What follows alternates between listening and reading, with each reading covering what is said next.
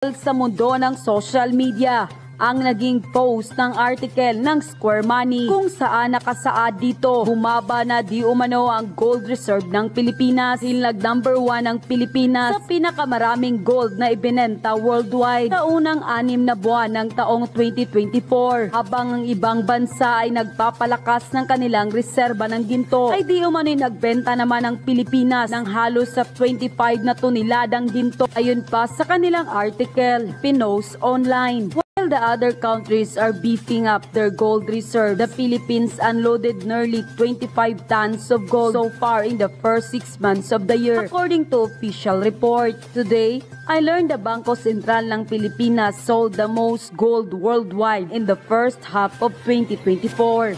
Unquote. Yun pa sa isang report, gold reserves in the Philippines decreased to 145.72 tons in the first quarter of 2024 from 159.05 tons in fourth quarter of 2023. Gold reserves in Philippines averaged 187.99 tons from 2000 until 2024, reaching an all-time high of 274.42 tons in the first quarter of 2003 and a record low of 126.89 tons in the third quarter of 2007. Unquote. Matapos lumabas ang balitang ito, Bangko Sentral ng Pilipinas nagsalita na. Ayon pa sa kanilang press release statement on BSP gold sales for GIR management, the Bangko Sentral ng Pilipinas, BSP, sold gold during the first half of the year as part of its active management strategy of the country's gold reserves. The BSP took advantage of a higher prices of gold in the market and generated additional income without compromising the primary objective for holding gold, which are insurance and safety. Nahon ni Pangulong Duterte nang eto si Bongbong Marcos ay may planong mag-martial law at hindi nabababa sa kanyang kapangyarihan. Naku po, gagaya ho sa tatay niyan. Naku, sinasabi na nga ba eh. Tama si Manny Pacquiao eh, di ba? Gago! Ang bira ka, Manny Pacquiao. Hindi, sinabi na ni Manny Pacquiao ito nung una eh, di ba? Tingnan nyo, dumidilat pa siya nung una. Ito na nga, sinabi na ni Pangulong Duterte, binuking niya na po ang plano ng mga Marcos. Naku, hindi maganda yan. Ano ba itong plano ng ni Marcos? Sabi ni Pangulong Duterte, ito sinabi niya ho, itong nakaraang Cebu rally kung saan libo-libo dagsaho ang mga Pilipino nagpunta doon at nagpahayag. Wala pa pong ayuda yan Wala pang ayuda yan. Walang AIEX yan at higit sa lahat walang bigayang naganap dyan. Yan po ay kusa lamang at saka organic. Talaga naman dinagsaho ng mga Pilipino ang ating Pangulong Duterte at ang buong PDP. Naku, palakpakan naman natin dyan. Marami hong magandang sinabi si Pangulong Duterte doon at isa na nga ho sa sinabi niya ho doon yung plano ho nito ni Marcos na kung saan ay magpatuloy non-stop, hindi ho titigil sa kanyang pagiging presidente. Pagkatapos daw susunod na yan yung siyempre yung kapatid, yung anak, yung pinsan. Naku, patay tayo dyan. Patay tayo, wala na. Siguro pagdating ng panahon na para na tayong pumpapalit na ho tayo sa Africa kasi alam nyo ba yung Africa ngayon, di ba napapanood natin maraming mga magugulo. Maayos na ngayon dun dahil dun sa bago nilang leader. Pero parang tayo na atang papalit. Naku po, patay tayo dyan. Gago! O, di ba? O, panoorin ho natin itong sinabi ni Pangulong Duterte para maunawaan ho natin kung ano talaga nagaganap sa ating bayan kasi wala na. Sagad na ho sa butong kawalang yan itong gobyerno na to. Ako, 83 years old na ko. Gusto na kong mawawa ng mga pahuway na. Grabe. Ay, sorry. 83 years old na si Pangulong Duterte. Ang lupit naman po nun. Hanggang ngayon, ayan pa ho siya, nagsisilbi sa bayan at gusto niya pa rin hong tulungan ng ating bayan. Wala na ho ba tayong bagong leader na maaaring makita ngayon? Ako, 83 years old na ko. Gusto na kong mawawa ng mga pahuway na. Pahuway ka na nga. Paway na, pagod na si Pangulong Duterte. Kabanggod, sa akong tanaw, panahon naging mapahuway ko. Ang kadaot, napugos ko tungod sa karong pinaagi sa gobyerno. Napipilitan na nga lang daw si Totoo, alam mo, nung huling nag-usap kami, last year po yun, yung I think November or October. Alam mo, nagkikwentuhan kami ni Pangulong Duterte. Masaya siya dahil nakakapagpahinga na daw siya ngayon. Masaya siya dahil kasi dati daw nung siya ay nagtatrabaho bilang presidente, hindi nyo ba napansin talagang tumanda si Pangulong Duterte kasi puyat daw ho siya nun. Kulang sa tulog. Talagang pag dinibdib niya ho yung trabaho niya, hindi ho niya hinutot. Magkaiba kasi. Si Pangulong Duterte, dinibdib yung trabaho. Yung, ewan ko, yung ngayon parang sininghot eh. Pambirang buhay. Oo, totoo mga kababayan. Kakaiba ho si Pangulong Duterte. Kaya pansin niyo talagang mula nung 2016 tumanda na ho siya. Ang bilis niyang tumanda. Na-stress ho sa dami ng problema ng ating bayan. Pero ito ngayon sinasabi niya gusto niya na magpahinga. Pero hindi siya makapagpahinga dahil dito sa walang niyang gobyerno natin. Alam mo, si Mr. Marcos is veering towards a dictatorship. Nako. Ayan ho ba ay sa tingin ninyo ay makatotohanan? Fake news o yan ho ay exaggerated? Ako naniniwala akong totoo yan mga kababayan. Kami ho nararamdaman po namin yan. Kami ho mga political vloggers o tawagin nating advocates sa social media. Ramdam na ramdam ho namin kaliwat kanan ang demanda, kaliwat kanan ang panggigipit. Ito nga huli yung ating kapatid na organizer dyan, di ba?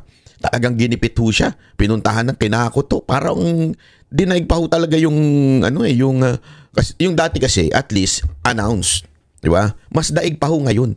Yung dati announced dictatorship, announced martial law, di ba? Ngayon hindi. Pretending to be living in a democracy, pretending na we have democracy, pretending na walang martial law, and yet yung action iba ang galawan. 'Di ba? Iba yung sinasabi sa ginagawa. Kasi ngayon talagang wala na, no choice ka. Meron pa tayong mga kinuwento nga sa akin nung nakarang nakausap ko yung ilang mga vloggers. Iba ho sa kanila, tinawagan na ho ng AMLAC, tinawagan na ho ng kung ano-ano para ho talaga gipitin. Sabi ko, sandali. Pera namin to animal kayo. I mean, anong pakialam nyo sa aming pera, 'di ba? Anong pakialam ninyo at kung meron kaming pera, may mga kanya-kanya ho kaming trabaho. Aside fra ho sa pagba-vlogging po 'yan, ha. May kanya-kanya po kaming trabaho, meron po kaming maayos na buhay. Bakit to nyo pakikialaman? Wala naman po kami sa gobyerno, 'di ba? Bakit to? Kasi nga ho, 'yan yung tinatawag na pananakot, panggigipit.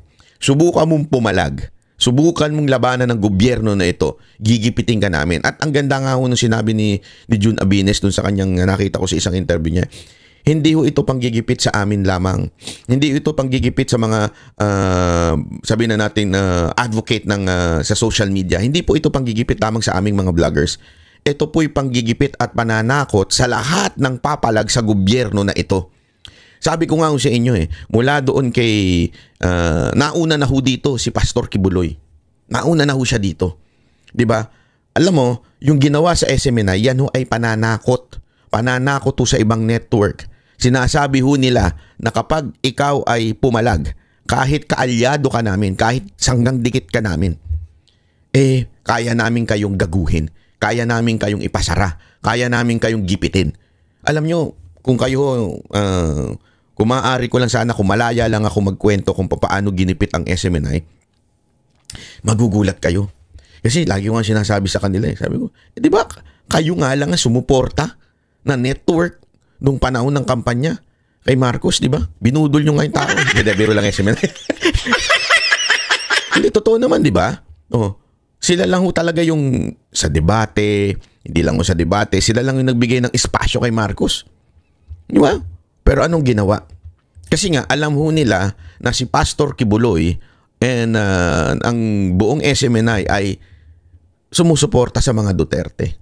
Alam mo nila na sanggang dikit to ng mga Duterte. Kung pansinin ninyo ngayon ang gagaganda ng mga events. Dahil nga po sa KOJC po, SMNI ang tumutulong. Ibig sabihin, malaki yung tulong talaga ang SMNI sa lahat ng campaign sortie ni Pangulong Duterte noon hanggang ngayon.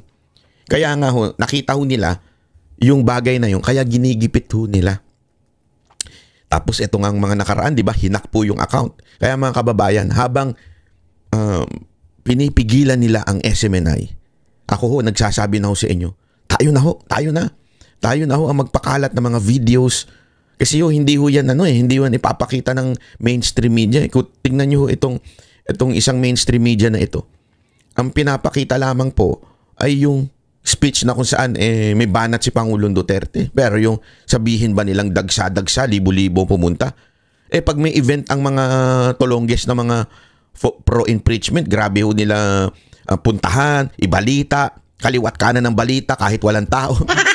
Diba? Totoo naman Pero yung mga ganito, hindi ho nila ibabalita ho ito kahit punong-punuan tao. Ang ibabalita na lang nila kung ano yung magandang ipaumpog sa Marcos para may balita ho sila. At ito nga ho yun, yung sinasabi ni Pangulong Duterte na kung saan talaga namang may dictatorship nang nagaganap ngayon. Ako, naranasan ko, never ko naranasan sa buhay ko yung ganito, na maging aware ka sa paligid mo, anytime pwede kang dukutin, maging aware ka, baka mamaya may mangyari sa'yo. Alam mo yun? Tapos tinatawanan nga ako dati nila Dada kasi napapraning daw ako. Tapos sabi ko ngayon, praning pa ba ako? Hindi, totoo. Ngayon si Dada, minsan pinupuntahan sa estasyon. Walang biro, may mga nagtatanong. Yung biglang magtatanong, dito ba yung SMNI? Dito ba yung Banateros? Tapos biglang pag wala pa kami, biglang sisibat yung nakamotor. Yung mga ganun ho ba? Naintindihan yung ibig ko sabihin, mga kababayan? Ito'y, hindi natin masasabing ito'y merong plano masama sa amin. Pero gayon pa man, ito po'y pananakot to. Pananakot to sa mga Pilipino nagsasalita. Kaya nga mga kababayan, kami po'y isang tao lamang o maaring sabihin na natin yung buong vloggers 40 lang yun. Walang magagawa yun kung hindi ho kayo mag-share, magla-like o kaya ay magsasalita din. Lalong-lalo na kayong mga OFW. Anyway, hindi naman kayo kayang puntahan dyan. I-share ho natin sa mga kababayan natin sa Pilipinas yung mga videos na mga katulad ho nito. Pupusta ko sa inyo, dili na manaog pagkahuman sa iyang termino. Nako, dili na manaog. Ibig sabihin, di na bababa. Parang baligtad sa Tagalog. Panik panaog. Tama. Nalito na rin ako Hindi, totoo. Yan, sinasabi ni Pangulong Duterte, hindi na daw bababa pag natapos ang kanyang termino. Yan ang gagawin daw ni Marcos. Binuking niya na. Naku po, patay tayo dyan. Ito mga kababayan, tandaan nyo, ito si Pangulong Duterte. Galing itong Malacanang. Huwag nyo kakalimutan. Galing po itong Malacanang. Anong ibig ko sabihin? Kahit ubusin nila ang mga tauhan sa Malacanang, meron at meron matitira na nagsilbi kay Pangulong Duterte. At sigurado kung nakuha ng damdamin ni Pangulong Duterte yung mga dating kasamahan niya sa Malacanang. Whether it is security, worker, staff, sigurado kung nakuha ng puso ni Pangulong Duterte yung mga yun. At maaari, dahil marami naman po sa kanila, hindi naman appointed, ito ina-assign lamang po ng opisina, maaari hindi ho nila alam yun. Kaya ito si Pangulong Duterte, hindi ho ito magsasalita ng wala hong basihan. Hindi ho ito magsasalita ng wala hong alam. Diba? Ito yung magsasalita galing sa kanyang mga resources. Kaya itong sinasabi niyang, pupusta ko sa inyo, hindi yan bababa pag natapos ang kanyang termino. Yan po ang matinding revelasyon ni Pangulong Duterte. Pero nakakalungkot dahil ito ngang 6 na taon, ang tagal-tagal di ba? Marami ho sa atin naiinip na. Gusto na talagang matapos itong administrasyon na yun. Bakit? Ubus na pera. Ang tindi ng pagnanakaw ng mga congressman natin, di ba? Ang tindi ng pagpigil ng freedom of speech, di ba? Lahat to ginawa na ng gobyernong ito, pang-aabuso, kaliwat kanan ang mantakin mo kahit to yung ilang nating mga kapulisan, naiinis na. Bakit? Ang dami na daw sa akin, kwento sa akin, irregularidad na ginagawa sa loob ng PNP to the point na marami daw po ang parang nagtataka bakit ganun. Sabi ko, wala tayong magagawa, tiisin nyo na lang yan, ginusto ninyo yan.